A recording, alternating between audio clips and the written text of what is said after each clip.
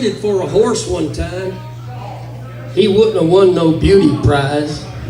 He was just a great big long-eared blue roan gelding. He was both big for weight and size. Well, I made my critical circle, and this trader guaranteed this horse would show me lots of country and not need too much rest or feed. Then he said, well, you know, this ain't no kid's horse, but he'll pack you up the creek. He'll bump up on some occasions, and he has been known to kick.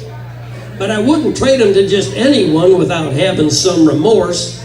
But if you're a tough old cow puncher, mister, he's your kind of horse. Well, I stepped up on that horse next morning, and he began to buck and bawl. That trader hadn't lied none, but he sure hadn't told it all. We sure tore up the countryside where he throwed that equine fit, and I was running out of handholds by the time he finally quit, which seemed to set a pattern, and things never seemed to change. He tried to buck me across the country. He tried to pitch me across the range. Every time I got on that booger, he kept me sitting tight. And I averaged about 4 bronc rides each day before he'd pack me home at night, which would have been okay for most of the horses that I've knowed. But this old booger had my number.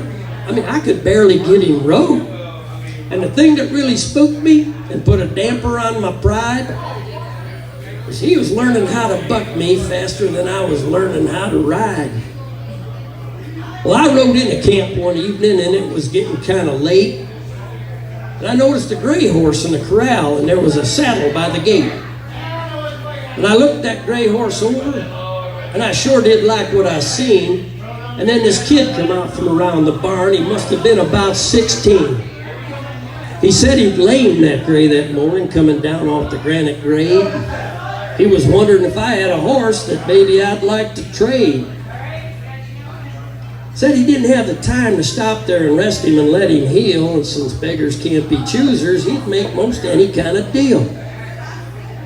Well, when it comes to horse trading, I guess most anything is fair, so I swapped that blue roan booger for that gray horse right then and there. But then later my conscience started hurting when I thought of what I did. Trade a nasty tempered bronc like that to some little wet-nosed kid. So next morning after breakfast I said, come here and listen, lad. I gotta tell you the truth. The trading you made last night was bad.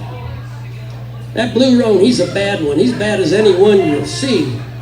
He'll kick you, he'll bite you, he'll buck you. He's a sorry SOB. And it's all I can do to ride him, and I'm telling them to you straight, son, you'd be awful lucky if you could ride him past the gate.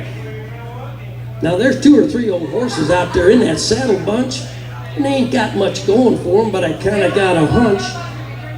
And they'll get you where you're going if you don't crowd them none, but I'd hate to see you hurt yourself riding that blue roan booger, son. And he said, I told you there last night that I'd make most any kind of trade. And I appreciate you telling me what a bad mistake you think I made. But my daddy always told me when you're trading, it don't matter how you feel. And even if you take a beating, a deal is still a deal. Now you said that blue roan's got lots of travel and he's not too bad for speed. Well, mister, I'm kind of in a tight spot because that's exactly what I need. And I traded for him fair and square, and damned his blue roan hide. When I leave out of here in a little while, that's the horse I plan to ride. Well, I watched him cinch up his saddle, and then he pulled his hat way down, and he stepped up in the Reagans like he was just heading into town. And he stuck both spurs up in his shoulders, and he got that blue roan hair a-flying, and he tilted his head back and screamed out like a hungry mountain lion. I've heard a lot of stories about the bucking horse ballet, and I know you've heard of poetry in motion, but the ride that I saw that day just plumb defied description. I can still see it plain. It like happened in slow motion, and it was branded on my brain. I don't believe I could explain it to you, even if I tried. The only thing that I could say is, by God, that kid could ride. He sat there plumb relaxed like he was lying home in bed, and every jump that pony made, that kid was half a jump ahead. And when it was over, I decided I could learn a few things still. And I said, son, I am sorry I misjudged your riding skills. And he said, "Aw, shucks, that's okay, mister," as he trotted off on his way. And then he said, "Oh, and if you think this horse can buck, don't even put your saddle on that gray."